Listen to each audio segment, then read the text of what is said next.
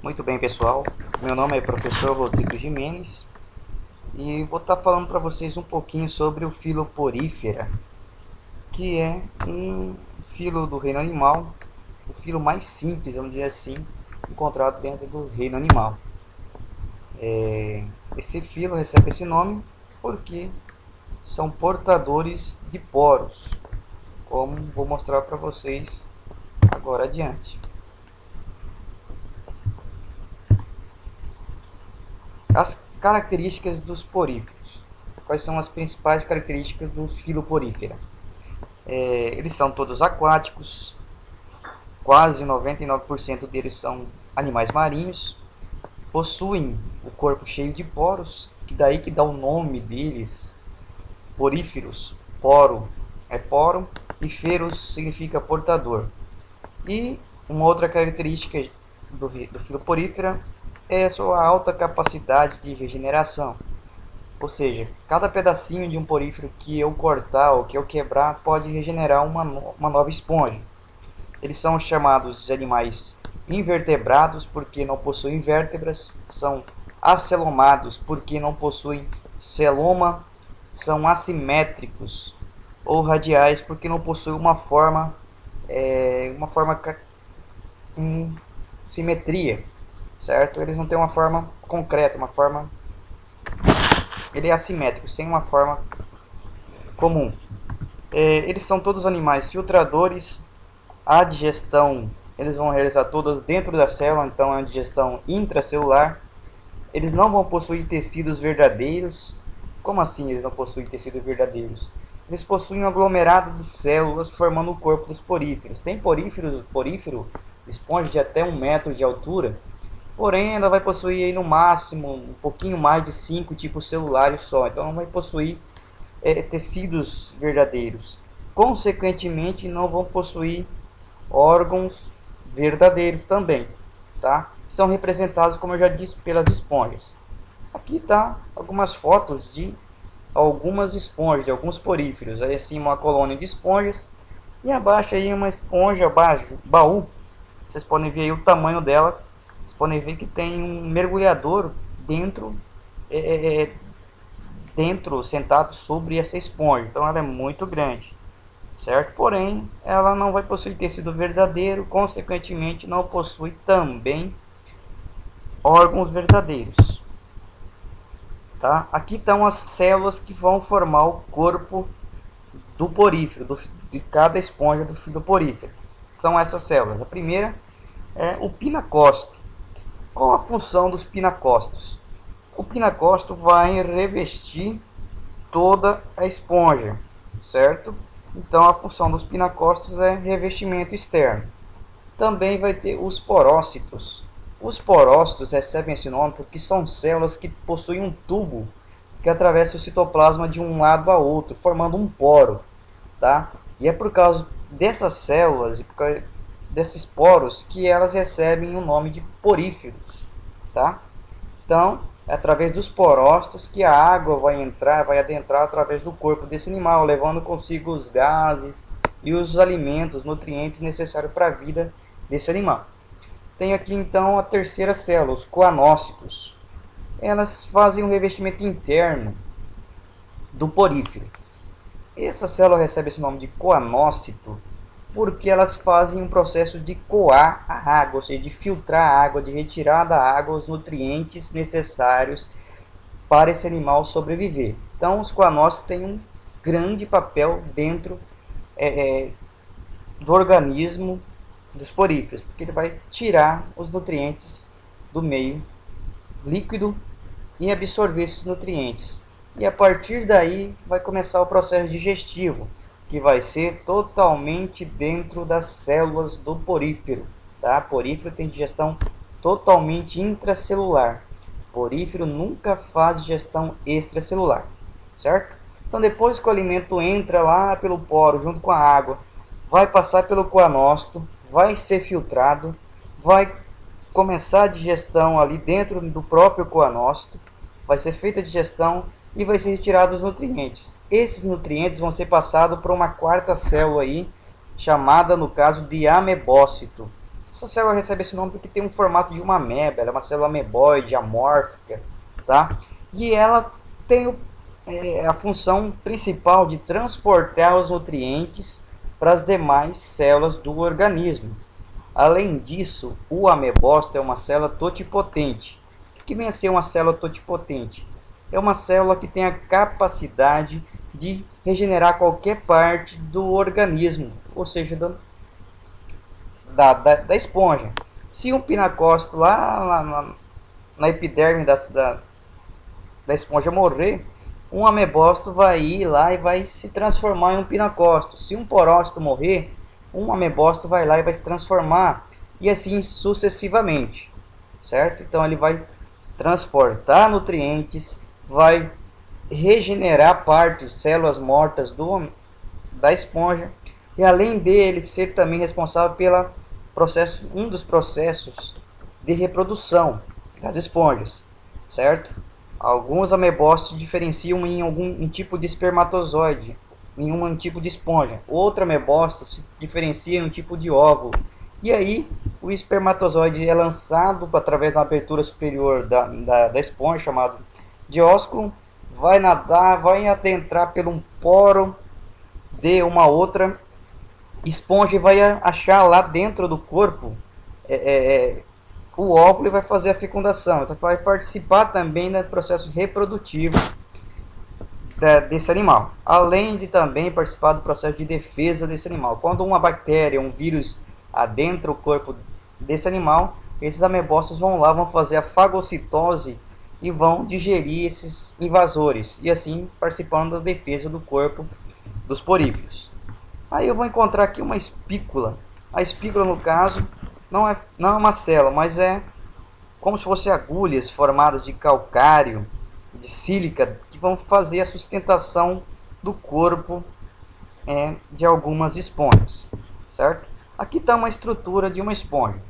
Ela tem uma parede revestida pelos pinacócitos, vai ter os poros que vão atravessar uma célula chamada porócito, vai ter as espículas que vão dar sustentação, tá? Dentro da esponja vai ter uma grande cavidade chamada de espongiocela ou átrio, tá?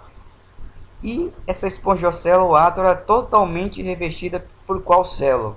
Como a gente pode ver aqui pelos coanócitos, que vão fazer o processo de coar, de filtrar a água. Aqui está a célula do coanócito, ela possui um colarinho, flagelos. Esses flagelos fazem um batimento que vão levando a água para cima, para fora, através do ósculo, e os nutrientes vão sendo capturados aqui, e o restante que não é capturado é mandado para fora do ósculo. Então a água vai entrar pelos poros, passa através da espongiocela, o átrio, passa pelos coanócitos, é filtrada e sai pelo ósculo, certo? Então esse é o caminho da água: poro, espongiocela e ósculo. E no meio do caminho passa pelos coanócitos e é filtrada aí. Os nutrientes são retirados daí, certo? Alguma dúvida? Nenhuma, né? Beleza. Aqui está uma outra estrutura também, fazendo aquelas representações ali. Mesmo representando mais bem explicadinha, mais bonitinha para vocês visualizar. E aqui embaixo eu tenho aqui uma micrografia de uma espícula silicosa. Como eu disse para vocês, ela parece em agulhas ou aquelas estrelas ninjas, ó. E elas vão unir-se uma a outra e vão dar sustentação e rigidez ao corpo deste animal. E continuando, mais uma foto explicando e vamos adiante. Como ocorre a digestão nas esponjas? Como eu disse, a digestão é totalmente intracelular, ou seja, a digestão vai ocorrer dentro das células, porque elas não possuem, as esponjas não possuem cavidade digestiva, tá? A digestão é realizada, como eu disse, pelos amebócitos e pelos coanócitos. Começa lá nos coanócitos, é filtrada, começa a digestão ali. O que não é digerido ali passa por os amebócitos e ali termina e é passado esses nutrientes para as demais células do corpo desse animal. Beleza? Então a digestão é intracelular, ela não tem cavidade digestiva, tá? Ela possui somente um átrio. Beleza? Não confundam o átrio com cavidade digestiva. Então aqui, ó, fluxo de água vem, traz os nutrientes aqui, vamos dizer que uma partícula alimentar, pode ser uma bactéria, um fungo, qualquer coisa, é capturada aqui nesse colarinho pelo flagelo, como é adentro, ocorre a formação de um vacúolo digestivo. Dentro desse vacúolo é lançado várias enzimas digestivas que começam a fazer a digestão. O resto, os nutrientes ficam absorvidos e as excretas são eliminadas para a água e vai sair através do ósculo, certo? Então as excretas são eliminadas porque vai causar dano às células e os nutrientes de verdade vão ser passados para os amebócitos e dos amebócitos, aqui estaria um amebócito, ó, e dos amebócitos é passado para as demais células do corpo da esponja, beleza? Classificação. As esponjas, o filo porífera, é classificado em 3 tipos, tipo ascon, sicon e leucon, ou asconoides, siconoides e leuconoides. As asconoides são as mais simples.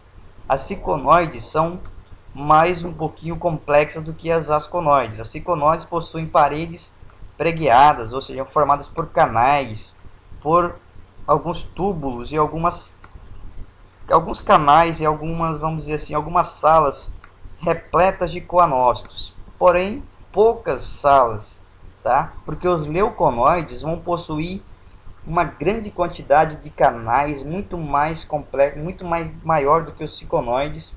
Cada uma dessas salas vão estar repletas de coanócitos, tá? E uma outra característica dos leuconoides é que a espongiocela vai ser um pouco menor, porque aquele espaço todo vazio ali vai ser ocupado por paredes do corpo do animal, onde vai estar ali as galerias formadas, toda revestida internamente pelas células que vão fazer a filtração da água, certo? Então eu tenho asconoides, siconoides e leuconoides.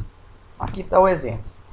Primeira é um tipo ascon, uma esponja asconoide, tá? Aqui estão os coanócitos. Essa estrutura aqui é uma estrutura sicon, ou siconoide.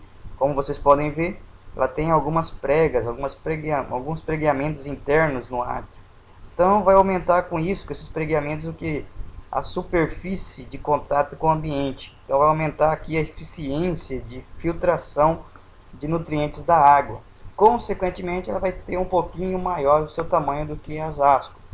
E as leuconoides, que é esse exemplo aqui embaixo, como vocês podem ver comparado com as asco e com as siconoides, elas possuem muito mais quantidade de galerias. Olha só. E o átrio, essa parte bem mediana aqui, seria bem resumido, como eu disse, bem mais resumido comparado com as duas outras demais. Então, asconoide, uma forma simples, siconoide vai possuir um átrio pregueado, tá? E as leuconoides vão ser formadas por inúmeras galerias, tá? E vai possuir o seu átrio bem resumido, beleza? Reprodução. Bom, as esponjas se reproduzem de duas formas principais: assexuada e sexuada. A forma assexuada aqui eu destaquei a fragmentação. Quando eu piso em cima de uma esponja, eu quebro ela em várias partes, cada uma dessas partes regenera-se em uma nova esponja, certo? Então isso é uma reprodução assexuada por fragmentação, tá? Uma segunda forma de reprodução assexuada é o brotamento. Cada esponja origina alguns brotos que, consequentemente, se destacam do corpo deste animal e formam uma nova esponja. Algumas vezes esses brotos não se destacam e vão formar aí, então, vamos dizer assim, um agrupamento de esponjas, uma colônia de esponjas, todas grudadas uma na outra, certo? E o segundo tipo de reprodução sexuada. A reprodução sexuada, por que chama-se reprodução sexuada? Porque envolve a união de células sexuais, gameta masculino e feminino, tá? Então essa união é chamada de fecundação. Geralmente, no caso, mas nem sempre, mas na grande maioria das espécies de esponjas é externa, vai ocorrer no meio externo, tá? Quando ocorre a fecundação, do espermatozoide do óvulo, vai formar uma blástula, chamada no caso de anfiblástula, tá? Que vai ficar nadando durante um tempo e depois se alimentando de nutrientes da água, depois se fixa no substrato e origina então uma esponja propriamente dita, tá? Pode-se encontrar tipo de esponjas monóicas, que são as hermafroditas, que possuem os dois sexos no mesmo indivíduo, ou espécies dioicas, que vão possuir sexos separados, tá? E a principal característica de reprodução sexual, então, é a produção de gametas pela transformação dos amebócitos, como eu tinha dito anteriormente. Aqui mais algumas fotos de algumas esponjas aqui. Aqui mais uma foto de uma esponja com um mergulhador, ó, comparando, muito grande essa esponja, certo? Outras aqui já um pouco menor, como eu disse, ó, cada uma dessas esponjas aqui são brotos que se formaram e não se destacaram. Então formou aqui uma colônia de esponjas. Então eu tenho aqui 1, 2, 3, 4, 5, 6, 7 esponjas. E aqui ó, já está surgindo mais 2 brotos de esponja nesse outro aqui. Tá? Então aqui eu tenho uma colônia de poríferos, ou seja, de esponja. Aqui ó, no topo, aqui está o ósculo. O que significa ósculo? Do latim osculum, significa boquinha, ou diminutivo de boca, tá? Mas não tem nada, vamos dizer assim, de boca de verdade. É só uma comparação, porque a boca serve para ingerir alimento. E, no caso aqui, não ocorre a ingestão de alimento por aqui, sim a saída de água, certo? E essa foi a videoaula sobre o filo porífero. Espero que vocês tenham aprendido, que vocês peguem os livros didáticos, estudem e aprofundem os seus conhecimentos. Obrigado e até mais.